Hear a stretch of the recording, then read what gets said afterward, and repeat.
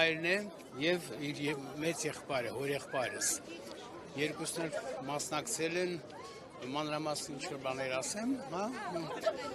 Օրինակ հայրս Երևանի բժշկական ինստիտուտը հենց որ ավարտել է 41 թվականի հունիսին,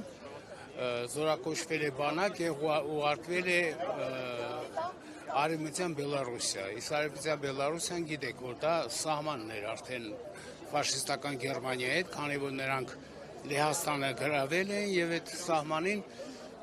ուրեմն մի քանի շաբաթ հետո սկսում է արդեն պատերազմը հունիսի 22-ին։ Ահա որ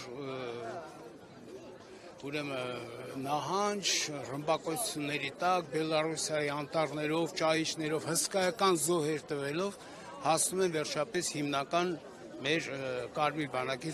զորամիավորներին։ Հետո ինքը արդեն դաշտային հոսպիտալում որպես բժիշկ է ծառայում եւ պատերազմը հաղթանակը դիմավորում է Լեհաստանում։ Իսկ հորեղբայրս ֆիզիկայի եւ մաթեմատիկայի գյուղական բժիշկ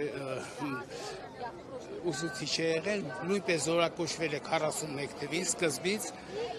եւ հաղթանակը նա դիմավորել է Բեռլինում, հենց Ռեքստագի պատերի առջեւ։ Մի խոսքով երկու եղբայրն էլ զանգից զանգ մասնակցել են պատերազմին։ Ինչ է կարծում, որքանով կարևոր է միշտ հիշել պատերազմը, հաղթանակը երիտասարդների համար։